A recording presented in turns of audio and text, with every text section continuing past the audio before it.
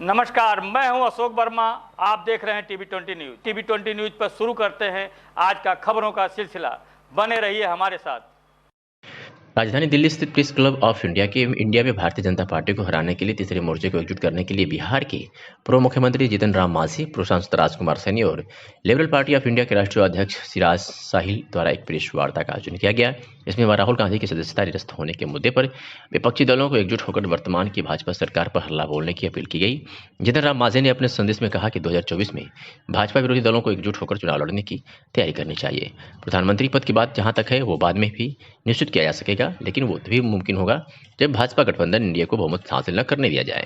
इस दौरान क्या कुछ कहा और कहना था लिबरल पार्टी ऑफ इंडिया के राष्ट्रीय अध्यक्ष का, देखिए इसका। भारतीय जनता पार्टी का जो एनडीए है वो बहुत मजबूत है, पैसे से भी मजबूत है, प्रचार तंत्र भी मजबूत है और वो एजेंसियों का दुरुपयोग करके भी मजबूत हो रहे हैं। तो ऐसे में जो समूचा विपक्ष है, प्रधानमंत्री पद पे नज़र ना रखे, ज़्यादा सांसदों के चक्कर में ना पड़े, जिसकी जितनी हैसियत है आपस में बैठ के एक कॉमन मिनिमम प्रोग्राम बनाए और 543 सीटों पर लड़ने के लिए मजबूती से बीजेपी के एनडीए के मुकाबले यूपीए का एक कैंडिडेट ही मैदान में हो तो निश्चित तौर पे बीजेपी को हराया जा सकता है। नहीं तो बीजेपी जो है तीसरी बार भी पूर्ण बहुमत से आ जाएगी। तो प्रयास ये है कि जो बीजेपी के विरोधी दल हैं वो सब एक मंच में आए और बिना किसी भेदभाव के कॉमन मिनिमम प्रोग्राम बना के लड़ें, प्रधानमंत्री पद के चक्कर में ना पड़े। सर, लोकतंत्र जिस तरीके से खतरे में देखा जा रहा है, लोकतंत्र के लिए क्या?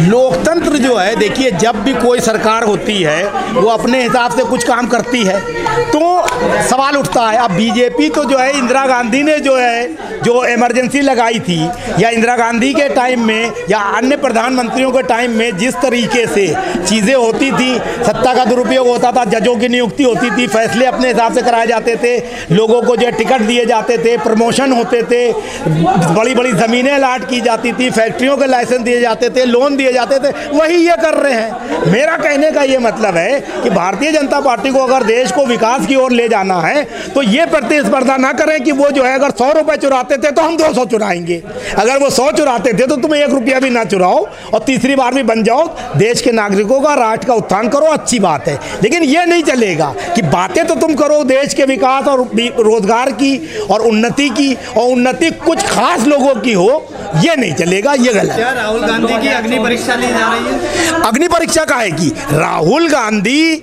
अभी जिस तरह से सड़क पे उतर के जो है संघर्ष कर रहे हैं, पार्लियामेंट में सवाल पूछते थे पहले भी, इस बार पूछ रहे हैं। इस बार उन्होंने जो सवाल पूछे उसको लेके जो है भारतीय जनता पार्टी ने जो उनके लिए कार्रवाई की, उस कार्रवाई को जो है उन्होंने ये कहा अमित शाह साहब ने कि जो है ड्यू कोर्स में चीज़ें हो रही हैं, कानून अपना काम करता है। तो अमित शाह साहब से और मोदी जी से मेरा एक सवाल है कि ड्यू कोर्स में अगर सब चीज़ें होती हैं तो यूपी के deputy CM Brajesh Pathak, UP के सीएम योगी आदित्यनाथ और दूसरे राज्यों में जहां भाजपा की सरकार है वहां कई मंत्री ऐसे हैं जिनके ऊपर अगर तेजी से जांच कर दी जाए तो वो भी 2 साल का 4 साल के लिए जेल चले जाएंगे और उनका मंत्री पद चला जाएगा। तो ऐसा वहां क्यों नहीं होता है? तो प्रॉब्लम सिर्फ ये है कि 2024 का चुनाव नजदीक है, ऐसे में आपकी ओर से क्या तैयारी है और मतदाताओं को क्या? मेरा तो मतदाताओं को सिर्फ एक मेरी तरफ से ये तैयारी है कि मैं ये चाहता हूं कि मेरी लिबरल पार्टी है, अगर हमें जो है सिर्फ 2 सीटें मिलती हैं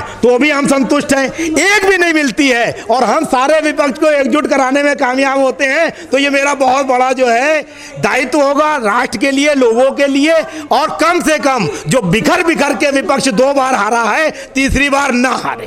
सर, मतदाताओं को क्या कहना है? मतदाताओं को ये कहना चाहेंगे कि किसी की लंबी लंबी गाड़ियों की रैली, पैसा, पोस्टर, बैनर, पब्लिसिटी देख के गुमराह होकर उसको वोट ना दे।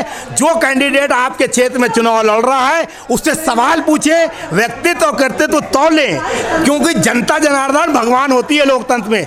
अगर कोई ईमानदार व्यक्ति, धारदार व्यक्ति आता है तो जनता को उसको 100 का नोट कम से कम देना चाहिए और 1 वोट देना चाहिए और भ्रष्ट और पैसे वाले व्यक्ति को हरा देना चाहिए, लोकतंत्र मजबूत हो जाएगा। सर, विपक्ष को जो एकजुट करने के लिए लगातार कवायद की जा रही है आपकी ओर से, जी, आखिर ऐसा क्या देख रहे हैं? विपक्ष में अभी 20 नेताओं से मेरी बात हुई है, 20 का नाम भी बता देता हूं। वो सब ये कह रहे हैं कि अभी 1 साल है, तो हमने उनको यही समझाया कि आप 1 साल के चक्कर में पड़ते हो। बीजेपी तो चुनाव जीतती है तो 5 साल तक प्रैक्टिस करती रहती है कि अगली बार क्या करना है। तो आप इसीलिए हारते हो। इसलिए जल्दी से कॉमन मिनिमम प्रोग्राम बनाओ, अपनी अपनी सीटें चिन्हित करो और उस पर दमदारी से लड़ो, जीत जाओगे। नादानी करोगे तो हारोगे। निश्चित तौर पे बीजेपी फिर आ जाएगी, ये मैं कह रहा हूँ।